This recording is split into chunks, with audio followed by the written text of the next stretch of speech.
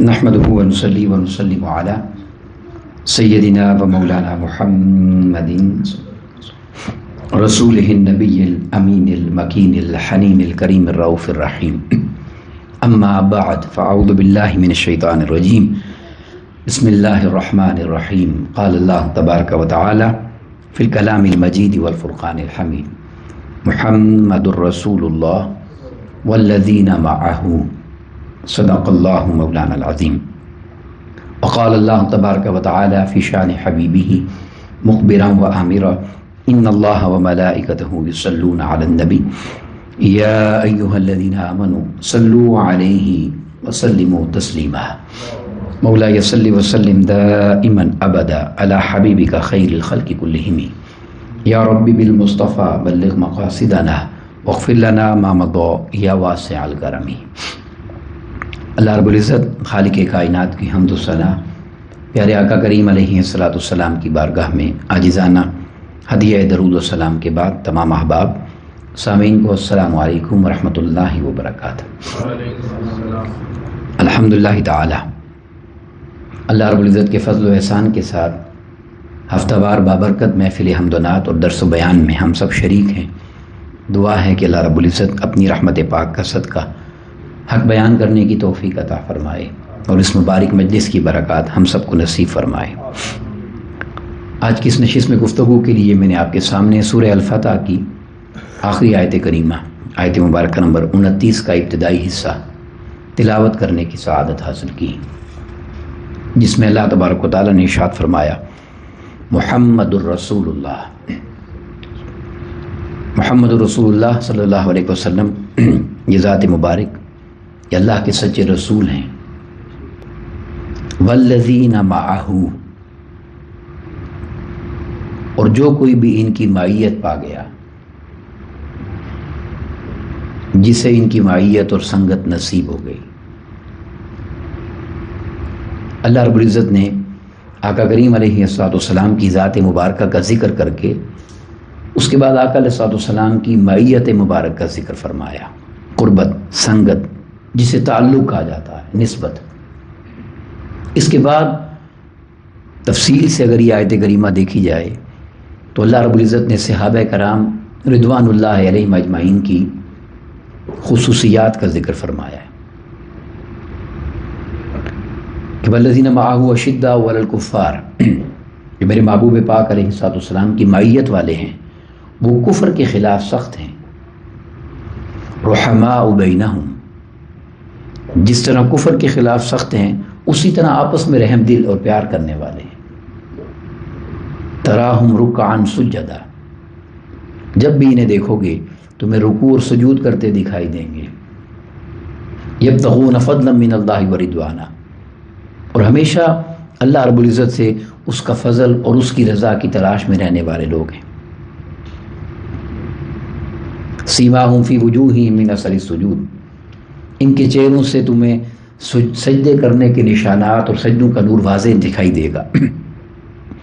مختصر یہ کہ اللہ رب العزت نے صحابہ کرام رضوان اللہ علیہم اجمعین کی خصوصیات بیان فرمائیں، مگر میں اس طرف جائے بغیر صرف اس معیت پر جو چیز ہے آپ کی سماعتوں کی نظر کرنا چاہ رہا ہوں کہ صحابہ کرام رضوان اللہ علیہم اجمعین کی اللہ رب العزت نے جو صفات بیان فرمائیں، ان کی خصوصیات بیان فرمائیں، اس کی بنیاد آقا علیہ السلام کی معیت بیان فرمائی. جسے پہلے وہ معیت ملی اسے یہ ساری شانیں نصیب ہوئیں، ورنہ اس زمانے میں وہ لوگ بھی تھے جو آقا علیہ السلام پر ایمان نہ لائے.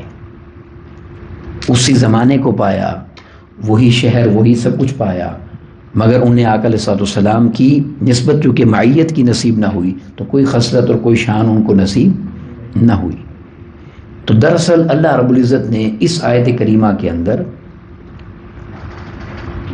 جس کسی کو بھی جو عظمت اور مقام ملنا ہے اس کے راز کو بیان فرمایا ہے. ایک اصول یہاں بیان کیا گیا ہے. یہ جو محمد الرسول اللہ ہیں صلی اللہ علیہ وسلم، تمہیں ان کی عظمت کی کیا خبر؟ تمہیں میرے اس محبوب کی عظمت اور شان اور مقام کی کیا معرفت ہے؟ تمہیں میں تمہارا رب یہ اصول بتا رہا ہوں کہ جس کو جو بھی شان اور مقام ملا ہے وہ نسبت محمد مصطفیٰ کے صدقے ہی ملا ہے۔ یہ ایک اصول ہے جو بیان کیا گیا ہے۔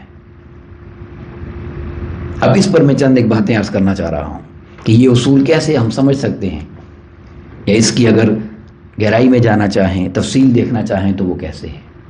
تو اللہ رب العزت نے سورہ مریم میں اس کائنات کی ہر مخلوق کو، جس کو بھی اللہ رب العزت نے پیدا فرمایا، جو مخلوقات بھی ہیں، چاہے وہ جن و انس ہیں، چاہے وہ فرشتے ہیں، چاہے وہ چرند و پرند ہیں، جمادات و نباتات ہیں، کوئی بھی اللہ کی مخلوق ہے، اس سے اللہ رب العزت نے ایک ٹائٹل دیا ہے۔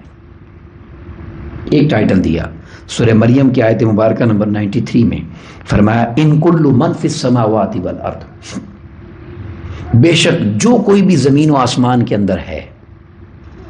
اب اس زمین و آسمان سے باہر تو کوئی چیز نہیں ہے نا، اس سے باہر تو کچھ بھی نہیں، تو فرمایا جو کچھ بھی اس زمین و آسمان کے درمیان تمہیں نظر آتا ہے، الا آت الرحمن عبدا، اس کی اصل و حقیقت یہ ہے کہ وہ اللہ کے حضور صرف عبدیت بندے کے طور پر پیش ہوتا ہے، وہ اللہ کا عبد ہے۔ اب اللہ رب العزت نے تمام مخلوقات کو عبد فرمایا، کیوں؟ کہ وہ معبود ہے۔ عبد وہ جو عبادت کرنے والا، ماننے والا ہے، اور معبود جس کی عبادت بولیے کی جاتی ہے۔ تو اس نے کہا میں ایسا معبود ہوں کہ اس کائنات کے اندر جو کوئی بھی میں نے بنایا ہے وہ میرے حضور اب بن کر ہی پیش ہوتا ہے۔ اب اس میں تمام مخلوقات آ گئی یا نہیں؟ بولیے۔ مگر ان تمام مخلوقات کے اندر اس میں تو نہ کسی فتوے کی ضرورت ہے، نہ کسی بحث کی ضرورت ہے، نہ کسی جھگڑے کی ضرورت ہے، جو جملہ میں کہنے لگا ہوں۔ ان تمام مخلوقات میں اس کے سب سے قریب ذات جو ہے وہ کون سی ہے؟ تمام مخلوقات میں، جو ابھی نعت میں شعر بھی پڑھا گیا کہ بعد از خدا بزرگ تو ہی، بولیے قصہ مختلف، اس کے سب سے قریب ذات ایک ہی ہے جسے محمد الرسول اللہ کہا جاتا ہے صلی اللہ علیہ وسلم۔ یہ نام جب آدم علیہ السلام نے جنت میں دیکھا تو اس کی حضور یہی گزارش کی کہ مالک جنت کے ہر درخت کی ہر پتے پر، ہر دروازے پر، ہر محل پر، ہر جگہ مجھے ایک نام تیرے نام سے جڑا ہوا دکھائی دیا ہے۔ اور ذرا غور سے دیکھیں، اگر ہم اس کو پڑھتے ہیں، کلمہ طیبہ کو لا الہ الا اللہ محمد الرسول، یہ دو الگ مضمون ہیں۔ لا الہ الا اللہ یہ توحید کا ذکر ہے، محمد الرسول اللہ یہ رسالت کی بات ہے، یہ دو الگ مضامین ہیں۔ مگر بیچ میں عربی کا جو قاعدہ اور اصول ہے واو، وہ نہیں آیا۔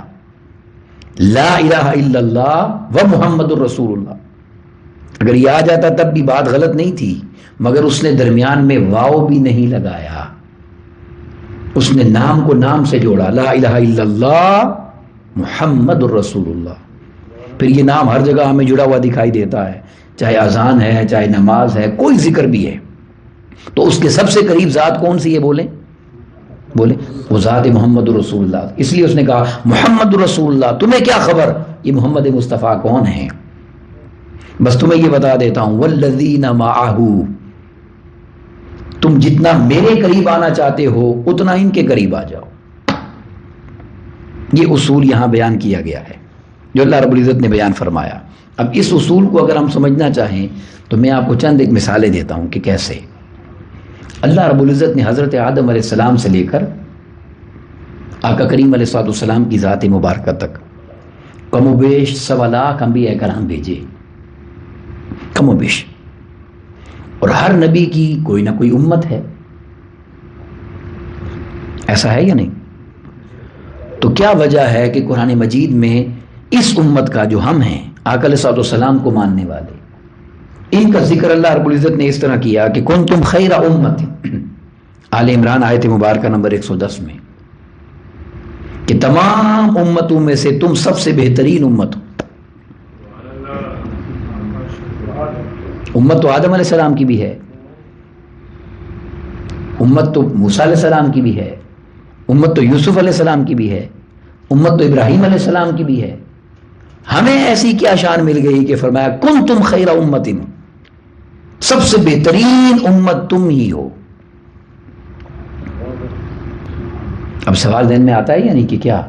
تو آپ یہ سمجھ سکتے ہیں کہ اس امت میں نیک لوگ بہت ہیں، اس امت میں اچھے لوگ بہت ہیں.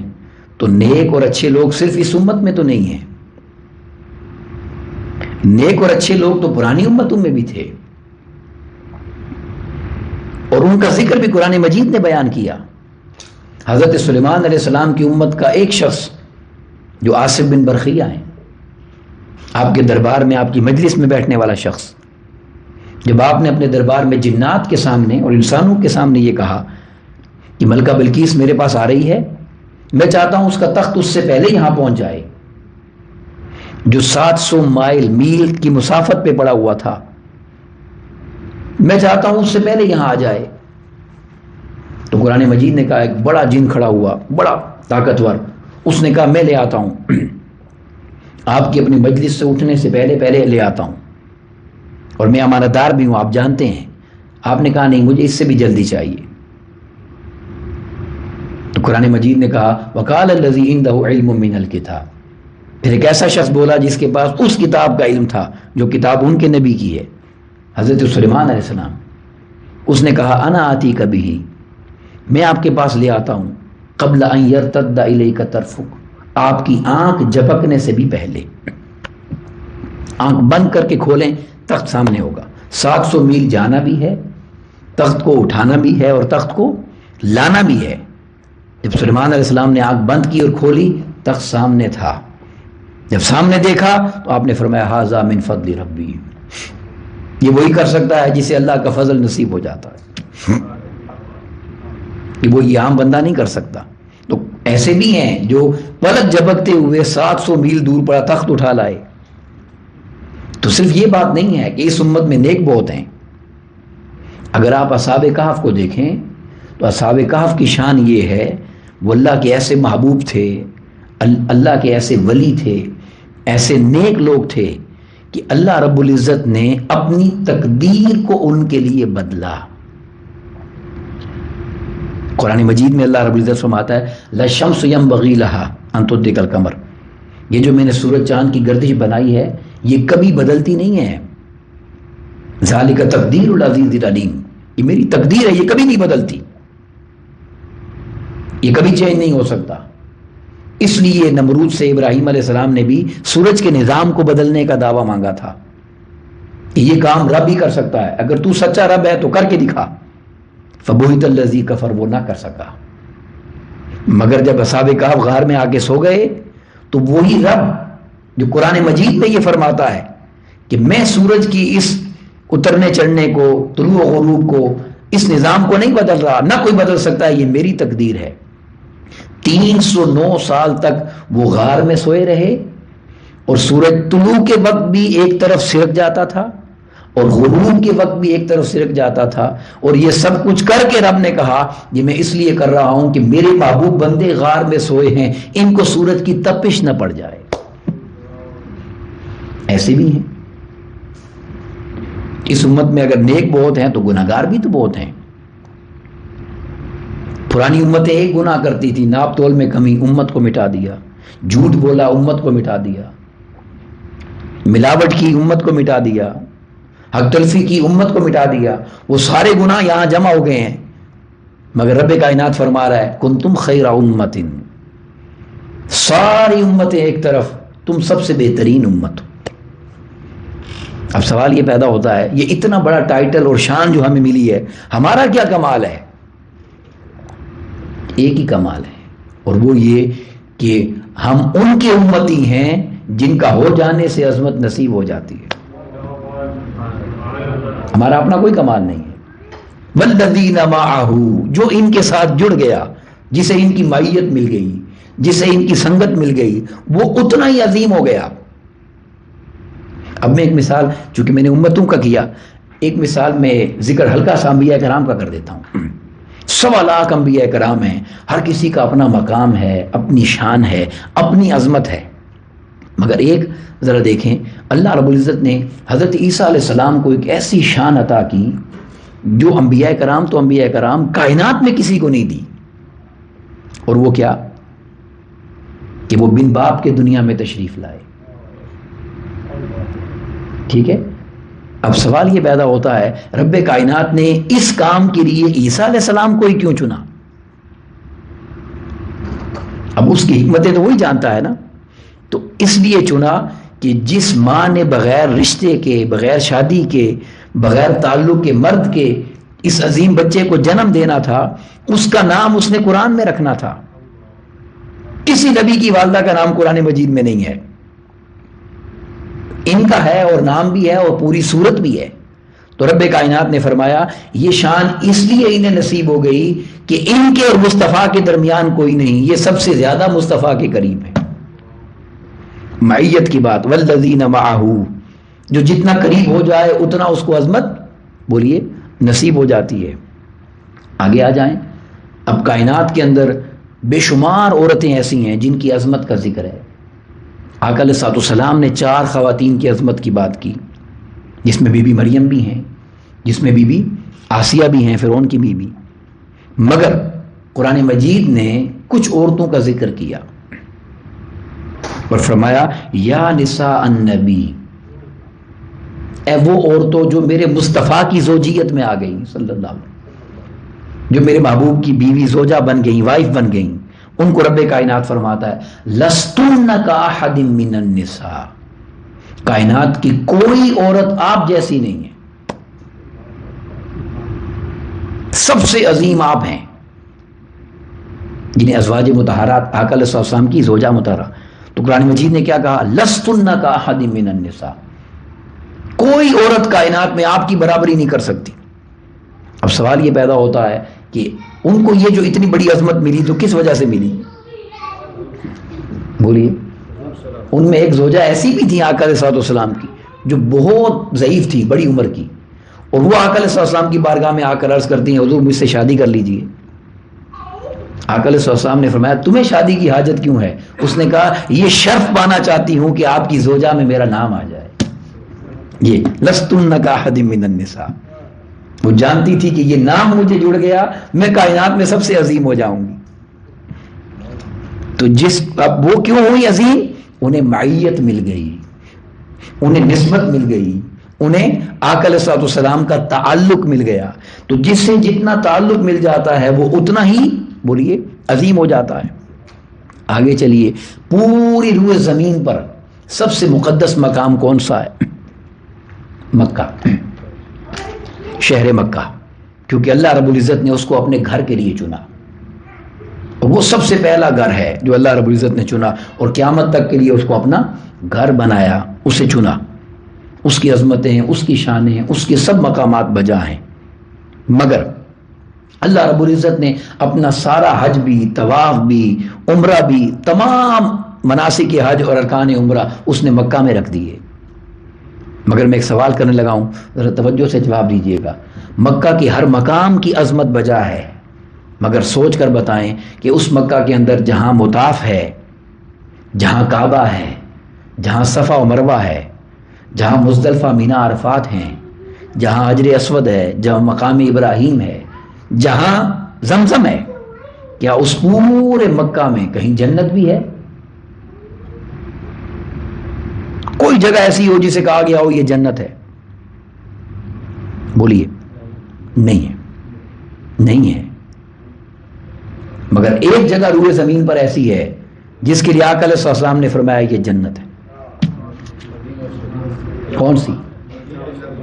آقا علیہ السلام نے خود فرمایا ما بین بیتی و منبری روضۃ من ریاض الجنہ، یہ جو میرا گھر اور میرے منبر کے درمیان یہ جو رستہ ہے نا، یہ رستہ دنیا نہیں ہے، یہ جنت کے باغوں میں سے جنت کا باغ. اب اس کی تفصیل میں جائیں تو اس کی تفصیل حدیث میں ملتی ہے، مگر وہ مضمون نہیں. حدیث آ گیا، حدیث آ گئی، ہمارا ایمان ہے. مگر میں ایک سوال کرنا چاہتا ہوں کہ اس روئے زمین پر مدینہ پاک کا یہ جو خطہ ہے جو آقا علیہ السلام کے منبر مبارک سے حضور کے حجرہ مبارک تک ہے، یہ جنت کیسے بنا؟ نہ یہاں کعبہ ہے، نہ یہاں مطاف ہے، نہ یہاں مینا ہے، نہ مزدلفہ ہے، نہ صفا و مروہ ہے، یہاں کس چیز نے اسے کعبہ بنایا؟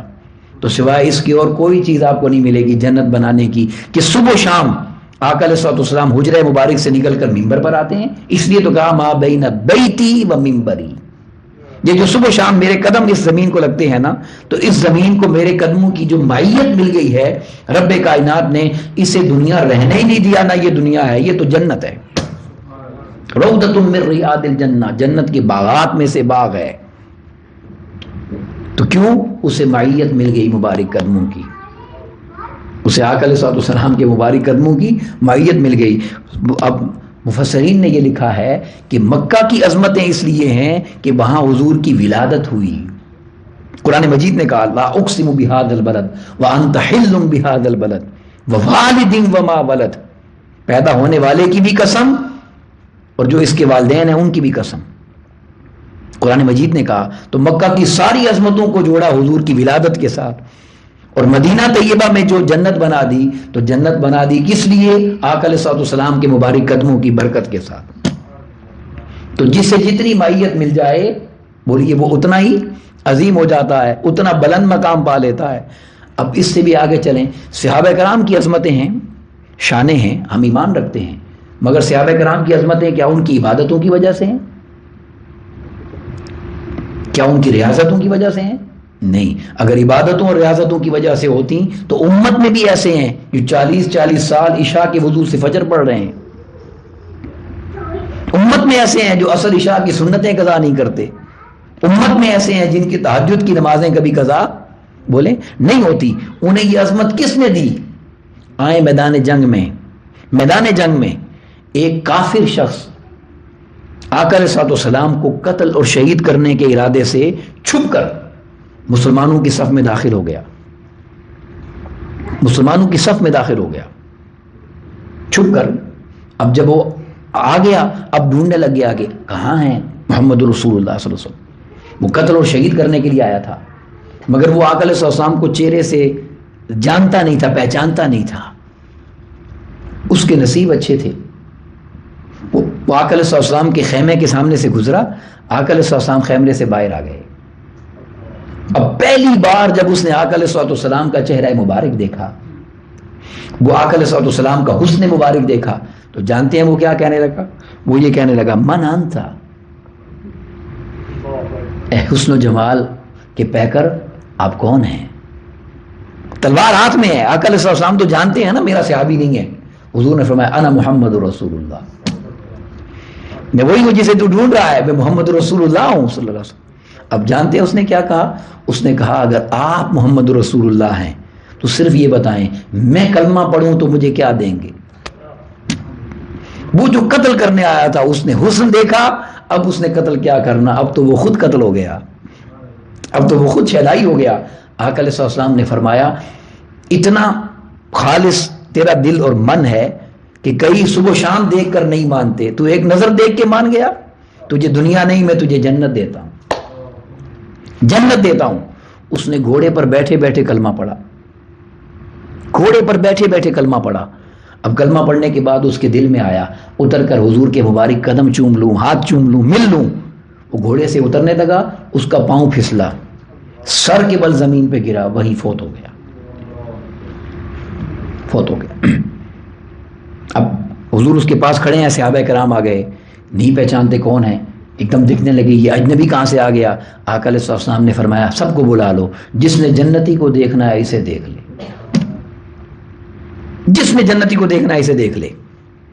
اب میں سوال کرتا ہوں اس کے پاس کتنے اعمال ہیں،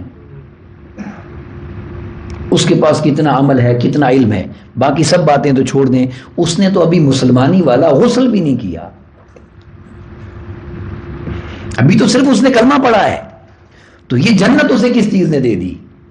والذین معہ، اسے ایک لمحے کی معیت مل گئی.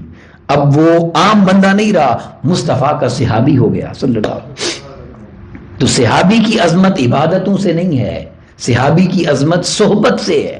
اسی لیے ان کا نام صحابی رکھا، صحبت والے. نام نہیں بتا دیا کہ یہ عظیم اس لیے ہیں، انہیں وہ صحبت مل گئی جس کی حسرت انبیاء کرتے رہے. آپ سمجھے بات یا نہیں؟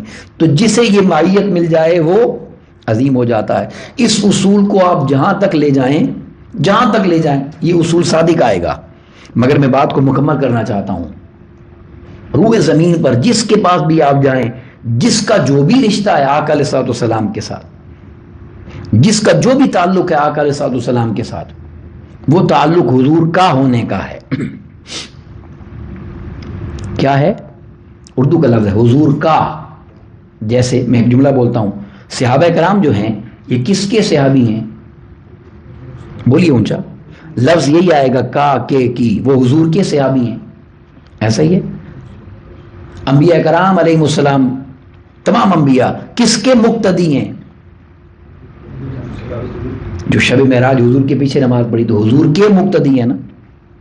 ٹھیک ہے، آگے آ جائیے.